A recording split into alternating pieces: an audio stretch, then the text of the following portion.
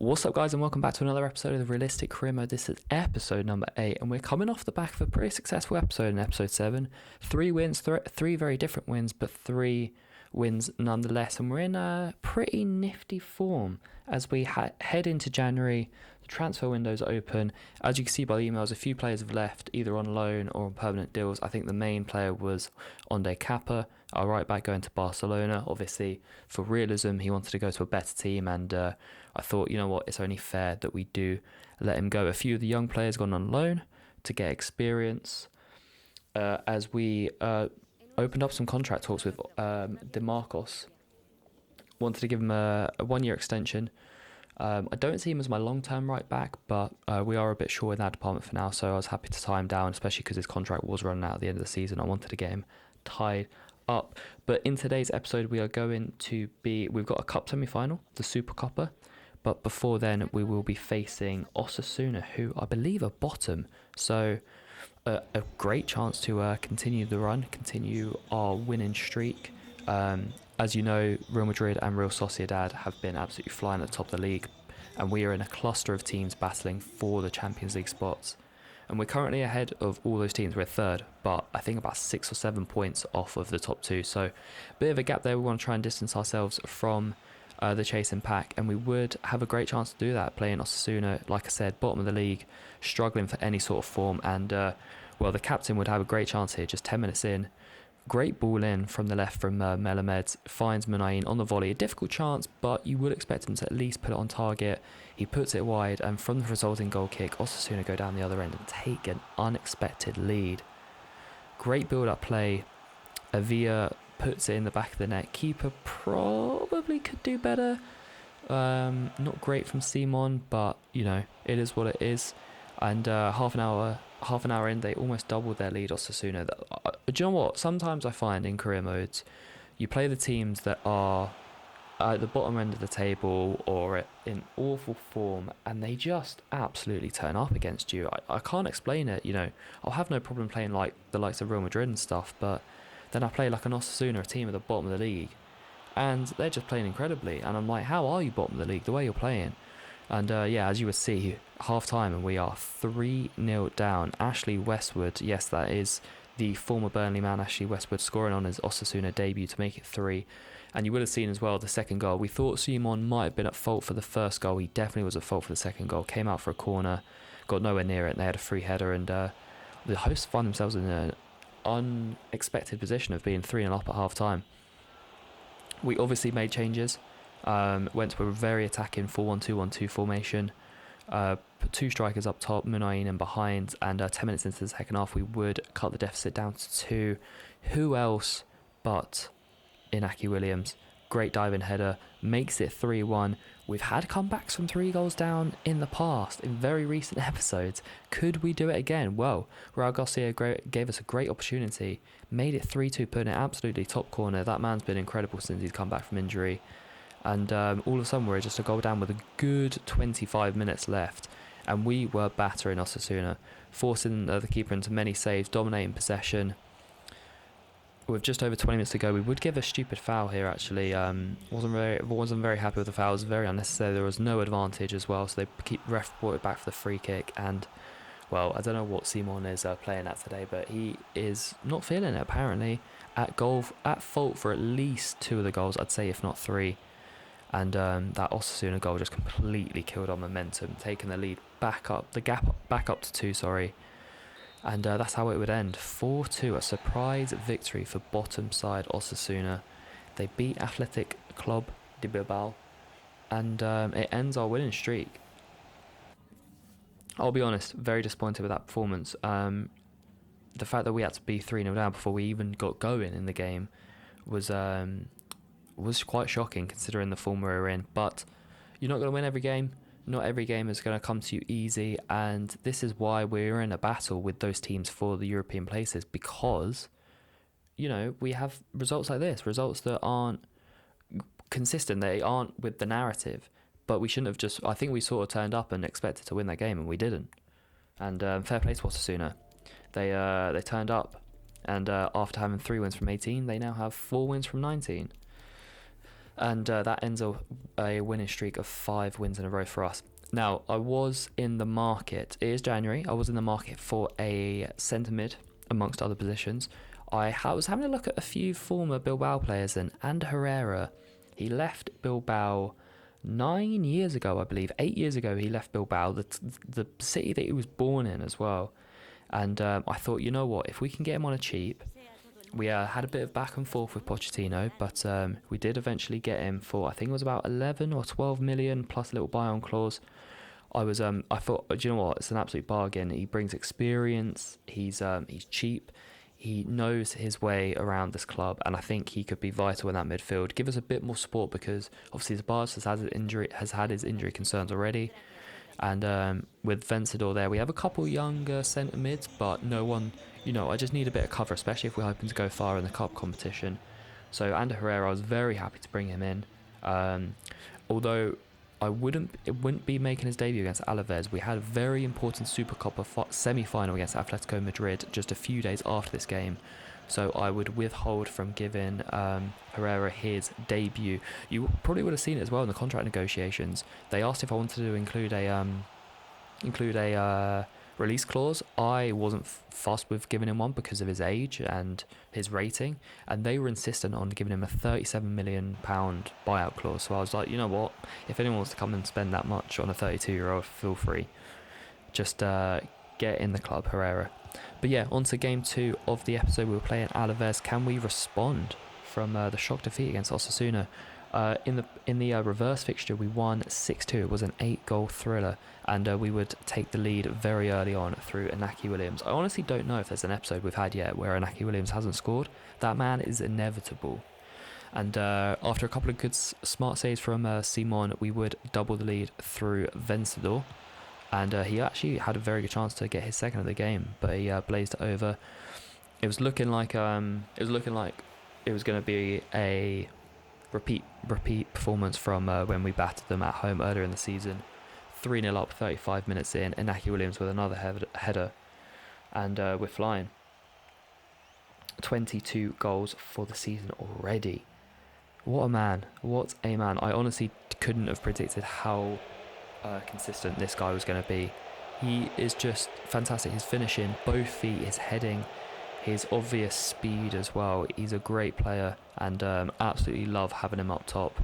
And he would complete his hat-trick, a headed hat-trick in the first half. 4-0 at half-time. With that game against Madrid in a few days' time in mind, I did sub off Munain and Williams just to keep them fit for the game. Brought on Mina and Berenguer. And just into the second half, Alaves would make it 4-1 through a decent finish, but Garcia would reinstall the 4-goal gap. Honestly, this guy, I really writ him off, and I was wrong to do so, because he has just impressed me. His finishing, his quality. He might not be the fastest, but his finishing is unreal, and that little outside the boot finish was quality. I was a bit disappointed with Simon here. I'm glad it didn't affect the result, but this goalkeeping, again, 2 performances in a row, I haven't been convinced by his saves. As fair enough, he couldn't do much with that one. Put it absolute top bins to the Alaves forward, and it would finish 5-3. So once again, an 8-goal thriller with Alaves. It was 6-2 in the home fixture. It finished 5-3 away from home. Williams gets a hat-trick, 23 goals in 19 games. This the halfway point of the season, and you know what? Quite happy with how we're going so far. Halfway through the season, I think we're third. Obviously, a bit of a gap to the top 2, but we're competing. Obviously, we've got the Spanish Cup coming up now in the month of January. There is only one cup competition, unless you are in the Supercopa, which is a game that we'll have now against Atletico Madrid. You're about to see that. Now, the Supercopa is the winners and the runners-up from La Liga and the Copa del Rey in the previous season. So Athletic Bilbao made it to the Copa del Rey final. They did get battered, I think it was 4-0 to Barcelona. But it means that they're in the semi-finals of the Supercopa, and we're playing Atletico Madrid. So it's another chance for a trophy, and we only have to win 2 games to claim that trophy. But it's against Atletico Madrid. I think the other semi-final is Barcelona Real Madrid. So if we're going to earn this trophy, it's going to be well earned. That is for sure. But Atletico Madrid obviously won the league last year, so they play the runners-up of the Copa del Rey, which is us. We bring in Ander Herrera for his league debut. Not for his league debut, sorry, just for his debut for the club, his second debut for the club, obviously an ex-Bilbao player. And you know what? I love these animations. I know the next-gen console has a lot more animations and a lot more features. Like if you score a late goal, there's like more like scenes and stuff like that, where I obviously do miss that on the old gen, but just those little snippets, I really enjoyed that. You got the real feel of the atmosphere inside the tunnel before the players head out for the semi-final. And so we head into the team. Just one change. In comes Herrera for Vencedor. We go to a 4-4-2. And this is going to be a tough game against Atletico Madrid. I think they did beat us earlier in the season. They're a good side. And it's going to be a tough one, for sure. Obviously, the Wanda Metropolitano is an absolute cauldron of a stadium as well. We would have the first shot of the game, a comfortable save for Jan Oblak. Just 7 minutes in, it would not be the ideal start for us. João Felix, the Portuguese sensation, gives Atletico Madrid a 1-0 lead. An absolute bullet of a goal. Top corner. Not the ideal start. It's going to be tough to come back from this, but can we do it? Do you know what? We responded very well. I thought we were going to level here. A good block from the Atletico Madrid centre-back. One thing we do know about Diego Simeone's teams is they love to defend. They absolutely love it. I think they love it more than attacking and scoring, to be honest. And so being 1-0 up early doors was a perfect scenario for them. They could just defend if they wanted to and hit on the counter-attack. We had a couple of opportunities. Inaki Williams hitting the post, Oblak tipping his shot onto the post. And I thought, do you know what? It might be one of those days where we just can't score. And then our goalkeeper had to come into stead. And we were criticising Simon earlier in the episode. But do you know what? This is a critical game. And already he has made 1, 2, and now 3 vital stops to keep the score at 1 and keep us into this game.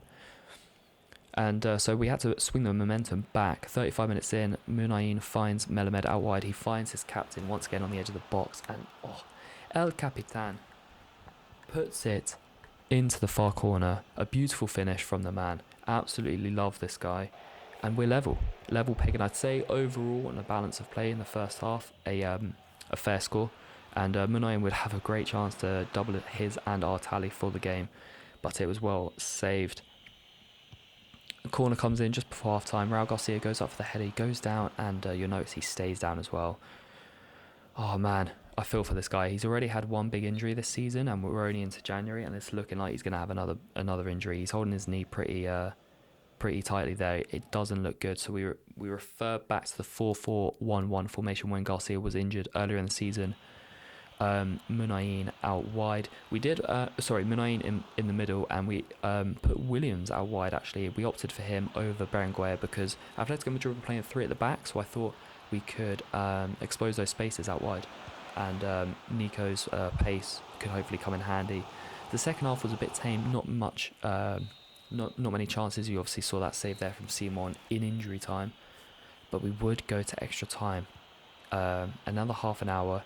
Beautiful play from the boys. Nice little pass round the corner, and Dani Ceballos, the former Real Madrid man, against his former rivals, maybe still rivals, gives us the lead, turns this game around, and it's 2-1. And now we have to defend. We have to hold on to this lead. And how many times have you seen Inaki Williams make this run? Around the defender, through ball from Munayin, and 9 times out of 10 he puts that into the far corner. He put this one over, but it wouldn't matter. We defended like lions. An absolutely brilliant performance, a great turnaround after going down so early on, and we held on 120 minutes in the Wanda Metropolitano to win the game, win the semi-final, and we are now into the Supercopa final. A fantastic comeback, honestly. I was happy with Herrera. They were asking me in the interview saying that it was a bit of an underwhelming performance. I thought he did well. Brought in stability in that midfield experience. And a very good signing. I'm very happy with Ander Herrera. But what performance. I'm so excited now that we have a Supercopa final. A Supercopa final against either Real Madrid or Barcelona. We're about to find out. But a chance for silverware. a chance for silverware in the first season, which I'm ecstatic about. If we could bring home some silverware, I'd be very, very happy. Silverware in Champions League football is the priority. I didn't expect us to. I forgot we would be in the Supercopa, so I guess a trophy wasn't in my mind. But the fact that we have one so accessible now, just for a semi-final and then a final, I feel like it would be an incredible achievement if we could bring home a trophy and secure top four. And as you can see by the table there, it is Real Madrid that we will play in the final. They actually beat Barcelona, I think it was 4-0 away. So the league leaders, we will play them in the final. And it's crazy. So the semi-final was Thursday night. And just 3 days later is the cup final. So not much time for rest for the boys. And then 3 days later, we have another league game. And that's Real Madrid again. So we play Los Blancos twice in 4 days. 2 big games. But you'll find out in the next episode if we can just bring home our first trophy this season. I didn't expect this to come around, but can we take the opportunity? We'll see how bad Garcia's injury is as well. Hopefully it's not a bad one. But that will be it for today's episode. I look forward to catching you in episode 9. First cup final, maybe some transfer business as well. But thank you so much for watching. Enjoy your days, and I'll see you later.